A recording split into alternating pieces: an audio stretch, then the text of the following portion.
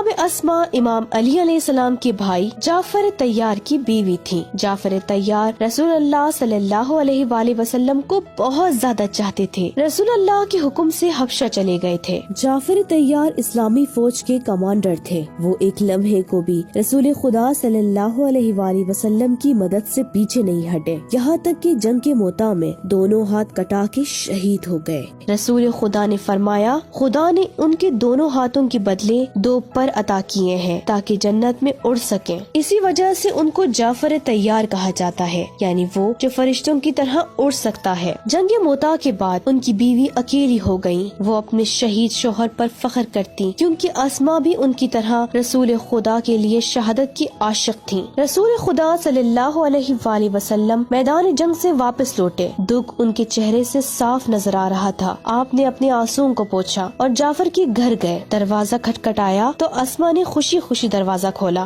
رسول خدا صلی اللہ علیہ وآلہ وسلم جعفر طیار کے بچوں کے پاس گئے، تلوار کو ایک کنارے رکھا اور جناب جعفر کے بچوں یعنی محمد، اون اور عبداللہ کو گلے سے لگایا، ان کو پیار کیا۔ پھر رسول اللہ صلی اللہ علیہ وآلہ وسلم کی آنکھوں سے آنسو نکلنے لگے۔ اسما ایک برتن میں رسول خدا کے لیے پانی اور کھجور لائیں۔ انہوں نے رسول خدا کے اس کام سے تعجب کیا، لیکن جلدی سمجھ گئی کہ کیا بات ہے۔ جناب اسما نے پیغمبر سے کہا، یا رسول اللہ، آپ میرے بچوں سے ایسے مل رہے ہیں جیسے کہ وہ یتیم ہو گئے ہوں۔ رسول اللہ نے اسما سے فرمایا، خدا نے جعفر کو فرشتوں کی طرح 2 پر دیے ہیں۔ اسما کی آنکھوں میں آنسو آنے لگے۔ رسول اللہ نے ان سے کہا، صبر کرو۔ اس کے بعد جناب جعفر کے گھر سے اپنی بیٹی فاطمہ الزہرا سلام اللہ علیہا کے گھر گئے اور اپنی بیٹی فاطمہ سے فرمایا، بیٹی فاطمہ کھانا پکاؤ اور 3 دن تک اسما اور ان کے بچوں کے لیے بھیجو۔ کچھ دن گزرنے کے بعد دن کو اسما جناب فاطمہ کے گھر آتی اور گھر کے کاموں میں جناب فاطمہ الزہرا سلام اللہ علیہا کی مدد کرتی تھی۔ جب امام علی علیہ السلام کے دشمنوں نے رسول خدا کی بیٹی کو ستایا اور ان پر ظلم کیا، جناب اسما نے سب کچھ اپنی آنکھوں سے دیکھا۔ ایک دن حضرت فاطمہ الزہرا سلام اللہ علیہا نے جناب اسما کو بلایا اور ان سے دل کی بات کی۔ جناب فاطمہ الزہرا سلام اللہ علیہا کی زندگی کے آخری دن چل رہے تھے۔ وہ موت سے نہیں ڈرتی تھی لیکن ایک چیز سے گھبراتی تھی۔ جناب فاطمہ اتنی شرم و حیا والی تھی کہ وہ نہیں چاہتی تھی کہ مرنے کے بعد بھی کوئی آدمی ان کی کفن کو نہ دیکھے، کیونکہ اس زمانے میں مردوں کو تخت کے اوپر رکھ دیتے تھے اور قبر کی طرف لے جاتے تھے۔ جناب اسما نے حضرت فاطمہ الزہرا سلام اللہ علیہا سے کہا، بی بی، میں حبشہ میں کچھ دن رہی ہوں۔ مجھے معلوم ہے کہ حبشہ کے لوگ اپنے مردوں کو تابوت میں رکھ کر اس کو اوپر سے چھپا دیتے تھے، جس کی وجہ سے میت دکھائی نہیں دیتی تھی۔ میں آپ کے لیے ایسا ہی تابوت بنا دیتی ہوں۔ جناب اسما تابوت کا نام لیتے ہوئے رونے لگی، لیکن جناب فاطمہ الزہرا سلام اللہ علیہا خوش ہو گئی، کیونکہ اب ان کو اطمینان تھا کہ اب ان کی میت کو کفن کے بعد بھی کوئی نہیں دیکھ پائے گا۔ جناب فاطمہ نے بچوں کے لیے بھی جناب اسما کو وصیت کر دی تھی۔ جناب فاطمہ الزہرا سلام اللہ علیہا خدا کی عبادت کرتے ہوئے اس دنیا سے چلے گئیں۔